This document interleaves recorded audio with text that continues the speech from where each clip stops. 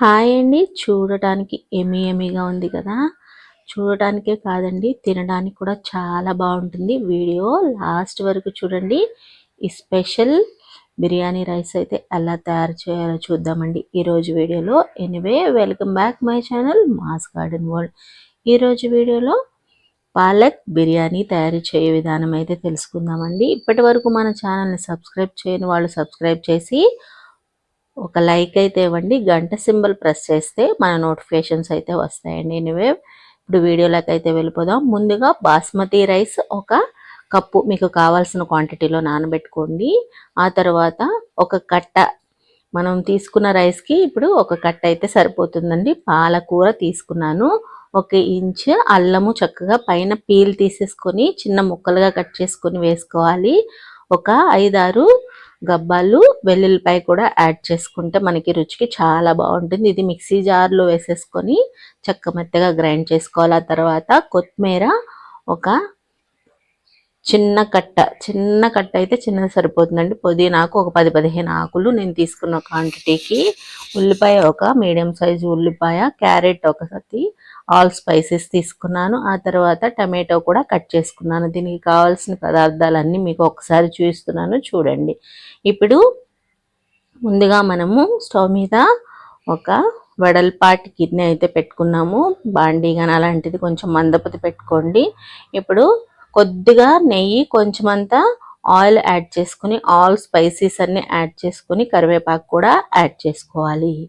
కరివేపాకు యాడ్ చేసుకున్న తర్వాత మంచి అరోమా వచ్చే వరకు ఫ్రై చేసుకుని, ముందుగా సన్నగా తరిగి పెట్టుకున్న ఉల్లిపాయలు, సన్నగా తరిగి పెట్టుకున్న క్యారెట్, సన్నగా తరిగి పెట్టుకున్న టమాటో యాడ్ చేసుకుని చక్కగా ముక్క మెత్తపడే వరకు కలిగి తిప్పుకుంటూ ఒక 5 నిమిషాల పాటు ఇలాగా మూత పెట్టుకొని మగ్గనివ్వాలి. ఇలా మగ్గిన తర్వాత మనము ఇలా మగ్గుతూ ఉండగానే దీనిలో ముందుగా మిక్సీ జార్లో వేసుకున్నాం కదా అల్లం వెల్లుల్లిపాయ పాలకూర పేస్ట్ దీనికి యాడ్ చేసేసుకొని ఒక్కసారి ఆ ముక్కలంతా కలిసే వరకు కలిగి తిప్పుకొని చక్కగా 2-3 నిమిషాల పాటు ఇలాగా మగ్గ పెట్టుకొని కొంచెమంత పసుపు యాడ్ చేసుకోవాలి. కలర్ఫుల్గా ఉంటుంది రైస్ ఉడికిన తర్వాత. స్పైసీకి నేను ఒక 4 పచ్చిమిర్చి యాడ్ చేసుకున్నాను. దీనికి కారం అనేది ఈ పచ్చిమిర్చి నుంచే వస్తుంది.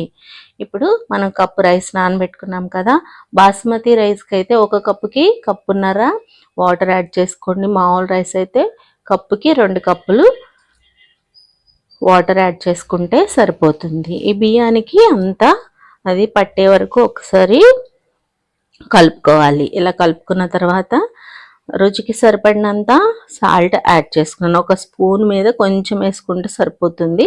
ఇప్పుడు గరం మసాలా ఒక 1/2 స్పూన్ వేసుకొని ఒకసారి ఉప్పు, గరం మసాలా కూడా ఆ రైస్కి అంతా పట్టే వరకు కలిపేసుకోవాలన్నమాట. ఈ పాలకూర అనేది మనకి చాలా చాలా కళ్ళకి చాలా మంచిదండి. ఆరోగ్యానికి, పిల్లలకి చూడటానికి కూడా చాలా బాగుంటుంది ఇది కలర్ఫుల్గా.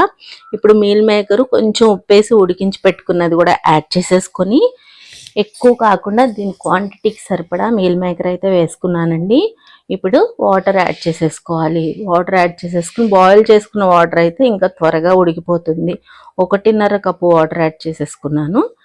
ఇప్పుడు ఒక్కసారి రుచి చూసేసుకుంటే స్పైసీస్ అన్నీ సరిపోయినా లేదా, ఉప్పు సరిపోయిందా లేదా అడ్జస్ట్ చేసుకుని మనము వేసుకోవచ్చు అనమాట. ఒకసారి రుచి చూసేసుకున్నాను, నాకైతే అన్నీ కరెక్ట్గా సరిపోయినాయి. మూత పెట్టేసుకొని చక్కగా ఇలాగా ఉడకబెట్టుకుంటూ ఉండాలి. మధ్య మధ్యలో కలుపుకుంటూ ఉడకనియాలి. పాలకూర ఎప్పుడు కూడా మన కళ్ళకి మంచిదే కాదండి, కిడ్నీలు కూడా చాలా మేలు చేస్తుంది. పిల్లలు చూడడానికి కూడా కలర్ఫుల్గా చాలా బాగుంటుంది. కాబట్టి ఇలా చేసి పెడితే అప్పుడప్పుడు చాలా ఇష్టంగా తింటారనమాట.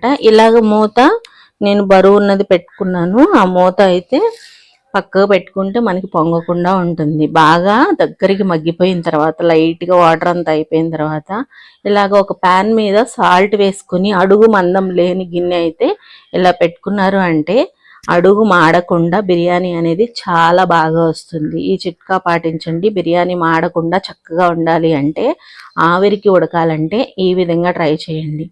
లేకపోతే స్టీల్ గిన్నెల్లో ఇలాంటి వాటిల్లో వేసుకున్నప్పుడు మనకి అడుగు మాడిపోతుంది బిర్యానీ అనేది.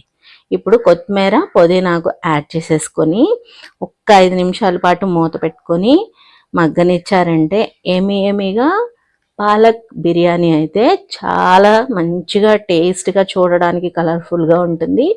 రెడీ అయిపోయింది చూడండి. చాలా చాలా బాగుంటుందండి. పిల్లలు కానీ పెద్దవాళ్ళు కానీ వారానికి 2 టైమ్స్ ఇలా చేసి పెట్టారు అంటే అన్ని రకాల కూరగాయలు దీంట్లో ఉంటాయి కాబట్టి పిల్లలకి చాలా మంచిది. ట్రై చేసి ఫీడ్బ్యాక్ ఇవ్వండి. ఒక లైక్ అయితే ఉంటుంది.